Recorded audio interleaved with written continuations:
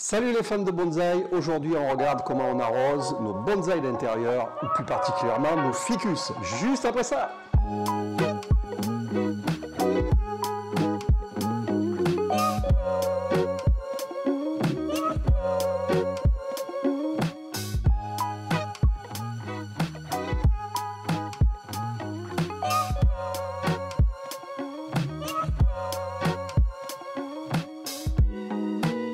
Si tu regardes cette vidéo, c'est que peut-être que tu te poses des questions sur comment arroser son bonsaï et son bonsaï d'intérieur. C'est un sujet crucial pour la survie de ton bonsaï, mais tu vas voir, il n'y a rien de sorcier. En fait, je fais cette vidéo en réponse à une question qui m'a été posée et je vais te montrer une astuce simple, facile, efficace, que tout le monde peut comprendre et qui est super facile à appliquer. On va faire d'abord un petit zoom sur le ficus en lui-même. Alors le ficus, c'est ce qu'on appelle une plante d'intérieur. On l'appelle plante d'intérieur parce qu'en fait, sur nos latitudes, c'est-à-dire en France métropolitaine, c'est un arbre qu'on est obligé de rentrer à l'intérieur, notamment l'hiver quand il fait froid ou quand il y a des premières gelées. C'est un arbre assez robuste, facile d'entretien, c'est pour ça qu'il convient super bien pour les débutants. Et il s'adapte assez facilement et assez largement à de nombreuses conditions d'exposition dans vos intérieurs. Cependant, il y a quelques règles à respecter pour que votre arbre, votre petit arbre en pot, continue à pousser et continue à bien vivre. La première question, c'est quand arroser son bonsaï d'intérieur? On va essayer de répondre directement à cette question parce que c'est une question cruciale. Le truc, c'est qu'il ne faut pas rentrer dans une routine et se dire, ben moi, mon bonsaï, je l'arrose tous les dimanches et le mercredi. Parce qu'en fait, vous amenez de l'eau tout le temps, en permanence, sans vraiment savoir si votre arbre en a besoin ou pas. Et pour savoir si votre arbre a besoin d'eau, je vais vous montrer ça de suite avec ces petits trucs. Ça, vous savez ce que c'est, vous êtes allé déjà au restaurant chinois, japonais, asiatique, et vous avez peut-être récupéré des petites baguettes en bambou. C'est vraiment le truc qui va vous servir pour savoir si votre arbre a besoin d'arroser. Et vous allez voir, la technique est super compliquée. Alors, je vais écarter celui-là. Je vais peut-être même le mettre directement en bas. Hop. Voilà, vous ne le voyez plus. Donc là, je vais prendre deux arbres. Il y en a un qui est bien arrosé, qui a été juste arrosé, et un autre qui normalement est sec. Et en fait, vous allez prendre votre baguette et vous allez la planter comme ça dans votre substrat. Vous allez la tourner un petit peu comme ça, et vous allez la ressortir. Et si elle ressort... En fait, c'est comme la méthode que quand vous plantez un couteau dans votre gâteau qui est dans le four pour savoir s'il est cuit. Mais là, c'est à peu près pareil. Si vous voyez que le substrat est un peu collé à votre baguette, si votre baguette, vous la sentez humide, il n'y a pas besoin. Par contre, inversement, si je trempe ma baguette dans le substrat sec, vous voyez, j'ai sali ma baguette, mais si je touche ma baguette est sèche. Je n'ai pas de substrat collé après, donc celui-là a un besoin urgent d'être arrosé. En fait, la seule routine que vous avez à faire, c'est ça. C'est de temps en temps, tremper avec une baguette et ressortir pour voir si la baguette sort humide ou pas. C'est valable pour toutes les plantes d'intérieur. Toutes. Alors, une fois que vous avez déterminé que votre arbre a besoin d'être arrosé, comment on l'arrose? Alors, celui-là, je vais le mettre de côté puisqu'il est déjà arrosé. Je vais mettre celui-là aussi de côté parce que je vais attraper un truc. Hop. J'attrape un seau. Alors moi c'est un seau, attraper une bassine, attraper un récipient qui va tenir, qui puisse contenir beaucoup d'eau. Et vous prenez votre arbre et vous le plongez tout simplement dans l'eau. Il va faire des bulles, je ne sais pas si vous les entendez. Voilà, il va faire des bulles. Tant qu'il fait des bulles, vous le laissez dans l'eau et vous le sortirez justement quand il fera plus de bulles.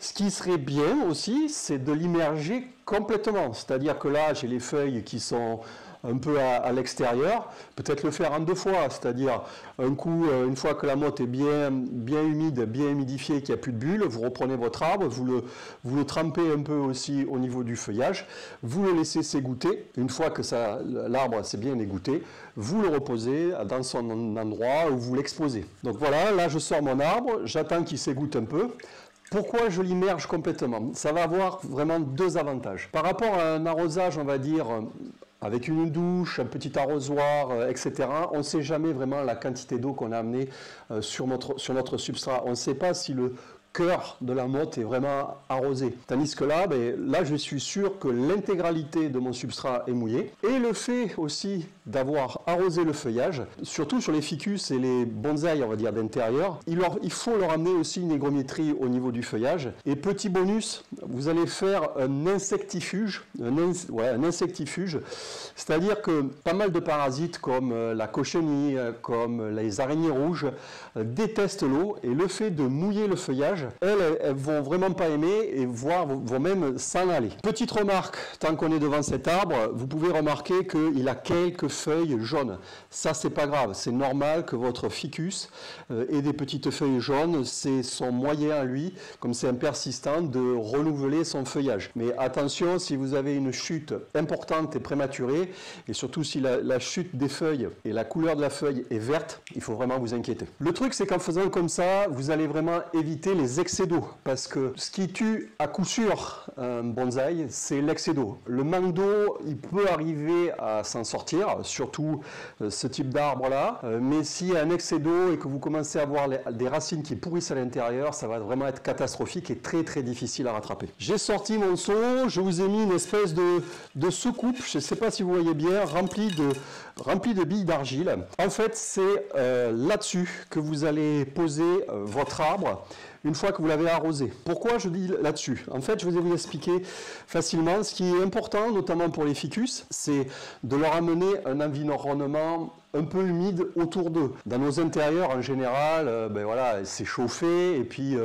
quand on a beaucoup trop d'humidité, c'est jamais bien bon. Donc nos appartements, globalement, sont secs, adaptés pour nous, mais pas forcément pour les plantes. Et le fait de poser votre arbre sur une soucoupe remplie de billes d'argile, alors je dis billes d'argile, mais ça peut être des petits graviers, ça peut être de la pouzzolane, ce que vous pouvez trouver.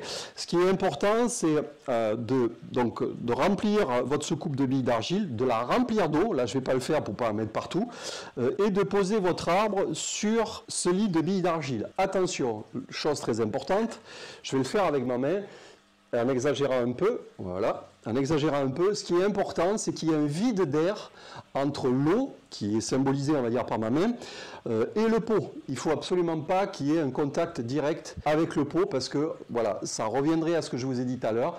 Un excès d'humidité, un excès d'eau engendrerait forcément de la pourriture. Bien sûr, vous n'allez pas... La fréquence d'arrosage ne va pas être la même entre l'été et l'hiver. C'est pour ça que la technique de la baguette va vous permettre de savoir quand il faut arroser en fonction des besoins de l'arbre. Et vous verrez que pendant l'hiver, plutôt, comme il y a beaucoup moins de lumière, l'arbre consomme un peu moins d'eau quand même. Profitez de ce moment où vous immergez votre arbre pour acheter un petit peu d'engrais liquide que vous trouverez dans n'importe quelle jardinerie. Qu'importe l'engrais, que ce soit pour tomates, plantes d'intérieur, cactus, etc. N'achetez pas du spécial bonsaï parce que je crois qu'il est un peu plus cher que les autres. Vous respectez la dose, vous mettez le bouchon dans la quantité d'eau qui est préconisée et en même temps que vous arrosez, vous amenez un peu de fertilisant à votre arbre qui vous en remerciera. Comme on est dans le sujet de l'eau, il y a un autre point qui est important. Ce qui serait bien de temps en temps, c'est de brumiser et d'amener un peu d'hygrométrie au niveau du feuillage. Le fait de l'immerger et de mouiller le feuillage quand on arrose comme ça, parfois ça ne suffit pas. N'hésitez pas à avoir un petit pulvé, vous trouvez ça facilement, et de pulvériser de temps en temps de l'eau. Ce qui serait bien, ça serait d'avoir de l'eau déminéralisée pour ne pas avoir après des traces de calcaire. Mais ces traces de calcaire s'en vont super bien avec un petit essuie-tout et un peu de bière. Vous frottez et vous allez voir, ça s'en va super bien. Vous allez voir, cette technique de la baguette, arrive un moment, vous ne pourrez plus vous en passer. Vous testerez tous vos arbres comme ça, ou tous vos plantes en pot. Mais arrive un moment aussi, rien qu'au toucher avec la main, vous saurez si votre arbre a besoin d'être arrosé ou pas. Soyez vigilants quand même aux différents stress hydriques qu'il pourrait y avoir. Des fois, il peut y avoir un coup de chaud, un radiateur qui s'est déclenché ou un arbre qui a été exposé à l'extérieur et qui a vu un peu plus de soleil que d'habitude, ou un arbre qui s'est renversé, ça peut arriver, sorti de son pot. Voilà, là il faut intervenir assez urgemment et très vite humidifier la motte et le feuillage. Vous avez vu, bon, c'est pas très compliqué finalement de savoir quand arroser son bonsaï. Au niveau de l'eau, alors vous ne prenez pas la tête, n'essayez pas de stocker de l'eau de pluie, même si l'eau de pluie c'est l'eau idéale pour arroser un bonsaï. Mais si vous avez l'eau du robinet, c'est une eau robinet stable, régulière.